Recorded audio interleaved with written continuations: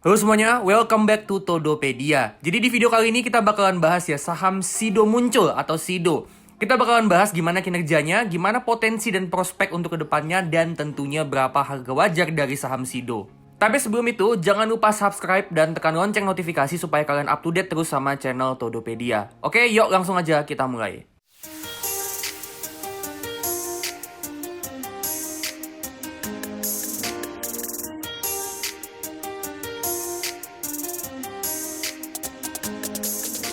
Oke, jadi Sido ini perusahaan farmasi dan consumer goods yang ngejual produk jamu herbal kayak tolak angin.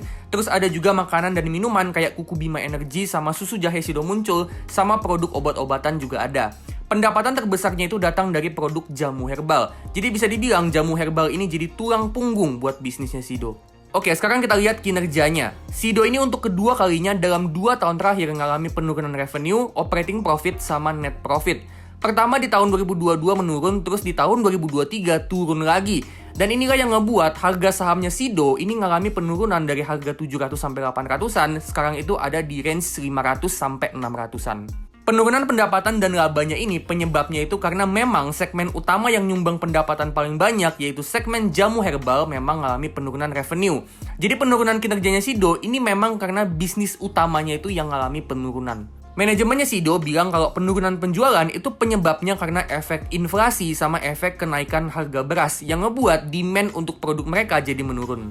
Nah, jadi kalau selama ini kita nganggap Sido ini sebagai perusahaan consumer goods atau saham consumer goods yang defensif, tapi dari penurunan kinerjanya Sido ini kita belajar bahwa Sido ini sebenarnya nggak sepenuhnya defensif, karena dia masih bisa kena pengaruh dari kondisi ekonomi. Nah, kalau kita lihat tren revenue dan profitnya Sido dari beberapa tahun terakhir, memang kelihatan di sini kalau dari tahun 2022, revenue, operating profit, net profit, bahkan operating cash flow sama free cash flow-nya ini ngalami tren penurunan.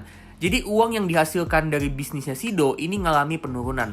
Tapi kalau kita lihat dari jangka waktu yang lebih panjang, sebenarnya Sido ini pertumbuhannya masih cukup bagus.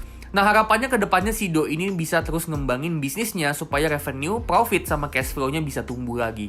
Terus juga untuk segi profitability, return on equity-nya Sido juga masih bagus banget meskipun labanya turun. Dengan labanya turun aja, ROE-nya kita bisa lihat di sini masih ada di 28%. Dan Sido ini rata-rata ROE-nya dalam beberapa tahun terakhir itu ada di 27%. Ini artinya bisnisnya Sido punya economic mode yang kuat dan mampu hasilin return yang gede dari modal yang diinvestasiin ke bisnisnya. Next, sekarang kita lihat balance sheet-nya. Di sini kita bisa lihat kalau Sido ini punya total equity yang bisa jauh lebih besar daripada total liabilities-nya. Ini bagus banget ya, artinya Sido ini perusahaan yang jumlah utangnya kecil banget. Lebih bagusnya lagi, di sini kita bisa lihat kalau uang kasnya doang itu sebenarnya udah lebih dari cukup untuk ngelunasin semua utang atau liabilities-nya Sido.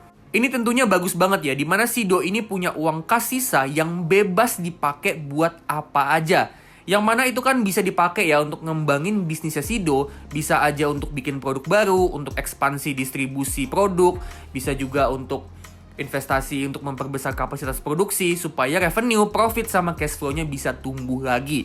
Jadi overall, balance sheet-nya Sido ini sebenarnya mendukung banget untuk Sido bisa terus bertumbuh. Nah, sekarang kita bakalan bahas gimana sih potensi dan prospek dari Sido ini buat kedepannya. Kira-kira masa depannya Sido ini bagus nggak sih, dan apa aja yang bisa numbuhin bisnisnya Sido? Nah, ini bakalan kita bagi jadi 2 bagian, yaitu bear case sama bull case. Kita mulai dari bear case. Apa aja sih yang bisa jadi penghambat bisnisnya Sido buat kedepannya? Nah, yang pertama itu dividen payout ratio-nya Sido yang terlalu tinggi. Sido ini hampir selalu bagi dividen itu dengan porsi 90-100% dari total labanya, alias hampir semuanya dari profitnya itu dibagiin ke investor dalam bentuk dividen. Meskipun itu bisa memperbesar dividen yield yang bakalan kita dapat sebagai investor, tapi Sido ini kan perlu juga ya ada sebagian dari profitnya yang dia dapat itu dipakai lagi untuk investasi, untuk ngembangin bisnisnya. Supaya revenue-nya bisa tumbuh ke depannya, profitnya juga bisa tumbuh ke depannya, dan pertumbuhannya bisa compounding. Dengan semua labanya dijadiin dividen, itu bisa jadi pertanda kalau manajemen Sido ini melihat kalau potensi pertumbuhan Sido itu udah nggak terlalu besar, udah terbatas potensi pertumbuhannya. Makanya mereka nggak pakai uangnya untuk ngembangin bisnis, atau cuma sedikit doang yang dipakai untuk ngembangin bisnis. Ini juga bisa kelihatan dari poin kedua, yaitu capital expenditure atau belanja modalnya yang turun. Kita bisa lihat di sini ya, capital expenditure-nya Sido dalam beberapa tahun terakhir ini ngalami tren yang menurun. Nah, capital expenditure atau belanja modal ini kan anggaran belanja perusahaan supaya bisnisnya bisa bertumbuh. Dengan capital expenditure atau belanja modalnya ini makin lama makin kecil, ini juga bisa memperkuat tanda-tanda kalau memang potensi pertumbuhannya Sido ini udah terbatas. Makanya manajemen Sido mutusin untuk bagiin hampir dari semua labanya itu ke investor lewat dividen. Tapi meskipun begitu, Sido ini juga ada bull case-nya. Pertama tentu balance sheet-nya yang bagus dan minim utang. Tadi kita udah lihat ya kalau balance sheet-nya Sido ini bagus banget, dimana cash-nya itu udah melebihi total dari semua utangnya. Dengan semua utangnya bisa dilunasin, itu ngebuat Sido bisa jadi lebih bebas untuk ngembangin bisnisnya ke depannya. Dan meskipun dividen payout rasionya tinggi, tapi ternyata manajemen Sido ini sebenarnya masih berusaha untuk terus ngembangin bisnisnya dan banyak inisiatif yang mau mereka lakukan. Mulai dari bikin produk baru, perbanyak promosi dan marketing produk, ngembangin produk essential oil yaitu tolak angin care, sampai mereka juga mau ekspansi distribusi lewat aplikasi Sido Muncul Apps, yang harapannya itu bisa mempermudah masyarakat untuk beli produknya Sido. Dengan mereka ngelakuin ini, harapannya revenue sama profitnya bisa tumbuh ke depannya. Dan memang manajemennya Sido targetin untuk revenue sama profitnya itu bisa tumbuh 10% di tahun 2024. Nah, menurut kalian gimana nih? Prospeknya Sido ini bagus nggak sih untuk ke depannya? Atau mungkin Sido ini udah nggak bisa tumbuh dan bisa jadi the next Unilever? Silahkan kalian share opini kalian di kolom komentar, siapa tahu bisa jadi ilmu buat gua ataupun buat penonton lain. Nah, dengan kita udah tahu gimana fundamentalnya dan prospeknya gimana, pertanyaannya sekarang adalah berapa sih harga wajarnya saham Sido kalau mau kita buy untuk tujuan investasi jangka panjang. Nah, secara valuasi, PER dan PBV, ini PER-nya 19 kali dan PBV-nya 5 kali. Menurut gue ini kelihatan cukup mahal untuk saham Sido, apalagi kalau kita pertimbangin pertumbuhannya yang melambat bahkan negatif. Tapi kemahalan, wajar atau masih murahnya itu bakalan kita buktiin dengan metode valuasi discounted dividend. Discounted dividend ini adalah cara valuasi saham dengan menghitung berapa sih dividen sama capital gain yang bakalan kita dapat dari saham tersebut untuk kedepannya. Jadi kita hitung harga wajar sahamnya berdasarkan berapa sih potensi keuntungan yang bakalan kita dapat dari saham itu di masa depan. Nah, gimana cara atau step by step pakai metode discounted dividend? Ini udah gue pernah bahas di video yang ini ya. Jadi buat kalian yang belum paham bisa langsung tonton video ini sebelum lanjut. Linknya gue taruh di kanan atas. Oke, kita mulai. Jadi di saham Sido ini katakanlah kita mau investasi untuk 10 tahun ke depan. Step yang pertama, kita tentuin asumsi pertumbuhan Sido per tahunnya untuk ke depannya. Ada beberapa pertimbangan untuk nentuin asumsi pertumbuhannya Sido. Pertama, pertumbuhannya Sido ke depannya mungkin bisa melambat karena hampir dari semua labanya itu dijadiin dividen. Jadi mereka nggak punya uang untuk investasi lagi untuk ngembangin bisnisnya. Tapi balance sheet-nya yang bagus dan manajemennya Sido yang masih mau terus numbuhin bisnisnya, ini jadi pertanda kalau Sido sebenarnya masih punya potensi pertumbuhan. Kalau menurut gue ya, pertumbuhan Sido ke depannya ini masih ada tapi memang nggak akan terlalu kencang. Untuk 10 tahun ke depan, gue asumsi Sido ini masih bisa tumbuh di sekitaran 8% per tahun. Step yang kedua, tentuin berapa asumsi valuasi price to earnings atau PER di tahun ke-10 nanti pas kita mau jual sahamnya.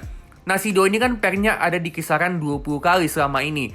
Tapi dengan pertumbuhan yang melambat, menurut gue PER ini dalam jangka panjang pelan-pelan akan turun juga karena PER itu akan cenderung ngikutin tingkat pertumbuhan.